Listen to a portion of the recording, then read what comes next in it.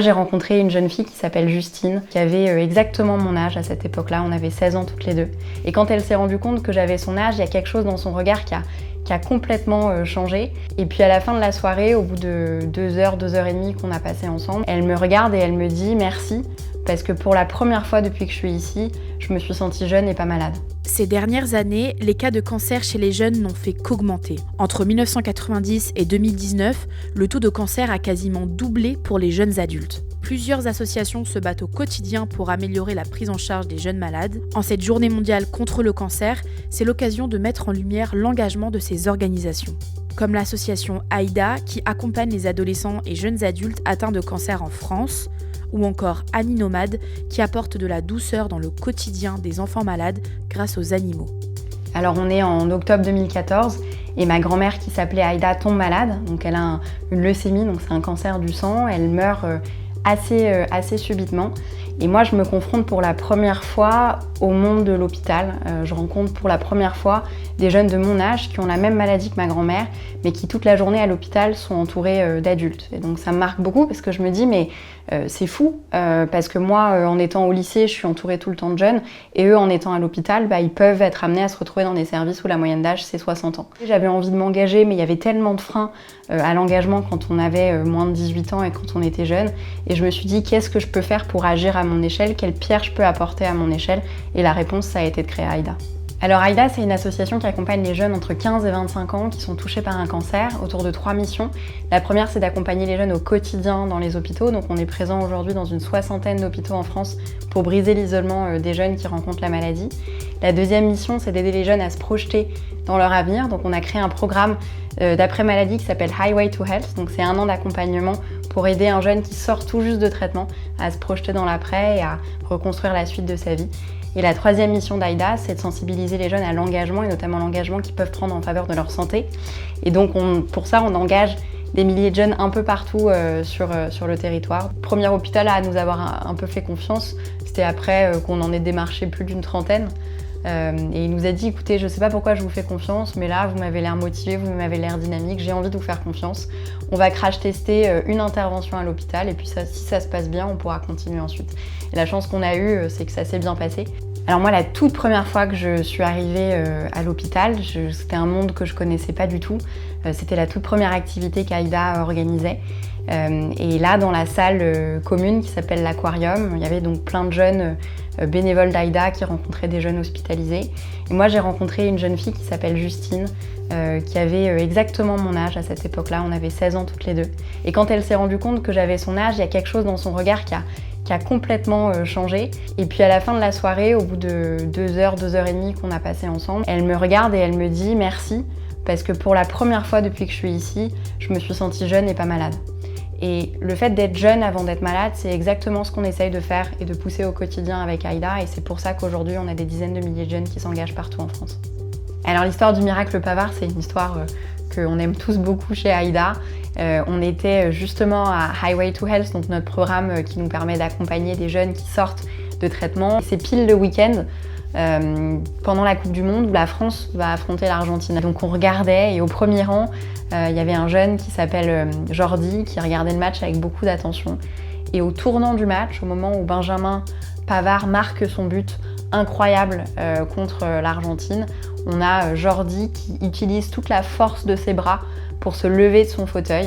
Et donc, nous, on était complètement sidérés, on a appelé ça le miracle Pavard. Et donc, on a écrit à Benjamin le lendemain en lui disant, voilà, il s'est passé ça, et en fait, ce que tu nous permets de vivre à distance, c'est des moments aussi forts que celui-là. Est-ce que tu veux bien être le parrain d'AIDA ? Et Benjamin nous a répondu assez vite en nous disant, mais bien sûr, dites-moi ce que je peux faire à mon échelle. Quasiment 5 ans plus tard, il est toujours parrain d'AIDA, toujours plus engagé, et il vient régulièrement à l'hôpital pour donner de son temps, et puis il fait un petit match avec les jeunes, soit sur le baby-foot, soit dans les couloirs quand on a la possibilité. Alors évidemment, ce qu'on fait au quotidien, c'est pas toujours évident. On voit à l'hôpital des choses qui peuvent être difficiles. Un jeune sur 5 qu'on accompagne malheureusement ne s'en sort pas. Quand on est jeune et qu'on décide de s'engager, en fait il faut nous donner les clés pour le faire et que nous lâcher dans la nature comme ça, c'est pas forcément la solution. Et donc c'est pour ça qu'on a fait le choix d'avoir une psychologue qui puisse venir travailler chez Aïda et accompagner l'engagement des jeunes. Si vous avez envie de nous rejoindre chez Aïda, on vous attend. Vous pouvez aller directement sur Instagram Association Aïda ou sur notre site internet www.associationaida.org. On vous attend.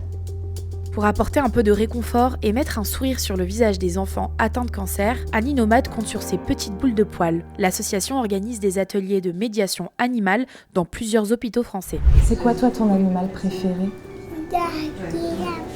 Les lapins. Des petits bébés lapins.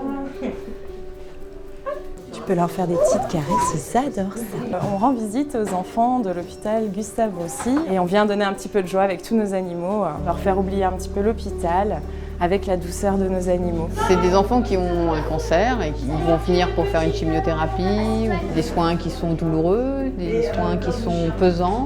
Le but de l'association, c'est de faire oublier qu'on est à l'hôpital, de faire oublier la douleur, de faire oublier les soins, de remettre les enfants dans leur place d'enfant. Avec la moustache. Ah oui, t'as vu? Il n'y a rien de plus beau en fait. C'est magique. Hop là, je vous présente Gribouille. Oh, il a vu ton petit œuf.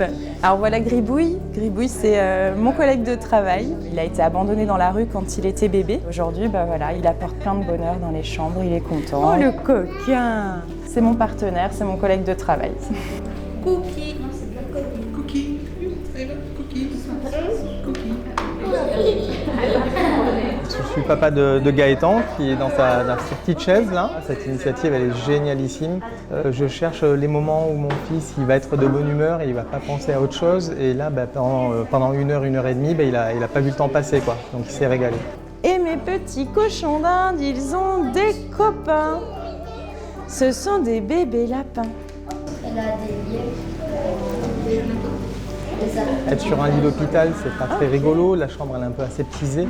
Et là de suite on se retrouve dans un côté très chaleureux, très humain, très animal et ils peuvent toucher les animaux, les caresser et ça c'est génial. On cherche les moments de soulagement, donc là ça fait plaisir. Ils sont mignons. Leur quotidien, quand ils viennent à l'hôpital, c'est les soins, ils doivent faire ce qu'on leur dit, ils n'ont pas trop le choix de s'opposer. Et lorsqu'ils viennent avec les animaux, ils ont un moyen d'oublier un petit peu le quotidien. C'est une bulle d'oxygène. Et voilà une petite dernière, c'est un bébé, elle s'appelle Fleur. La médiation animale, en fait, elle se base sur un lien qui existe depuis toujours entre l'homme et l'animal. On s'apaise, on travaille sur soi, on oublie certaines choses qu'on a besoin d'oublier. En 2023, c'est à peu près 3000 interventions et 9000 bénéficiaires qui ont pu apercevoir nos animaux lors d'une séance ou de plusieurs séances avec un effet thérapeutique à la clé. Et ben voilà Bali. Alors on a des mammifères mais on a aussi des oiseaux. Elle permet d'ouvrir la parole. C'est notre petit moulin à parole. Aujourd'hui, au bout de 15 ans, on a plus de 150 animaux, des chèvres, des alpagas, des chats. Pour la plupart, ils naissent chez nous. Pour la médiation animale, c'est l'idéal que les bébés animaux soient bercés dès la naissance dans la médiation animale. Parfois, il y en a qui montrent clairement que c'est pas leur truc. Trop mignon. Oui, bien sûr. Et donc à ce moment-là, on leur trouve de gentilles familles pour qu'ils aient des jours heureux et beaucoup plus paisibles. Notre association est habituée au protocole au niveau de l'hygiène pour ces enfants qui sont immunodéprimés. Et donc, on a un suivi vétérinaire qui est très strict. Un enfant n'est pas censé être malade, donc ça reste des enfants qui grandissent très très vite.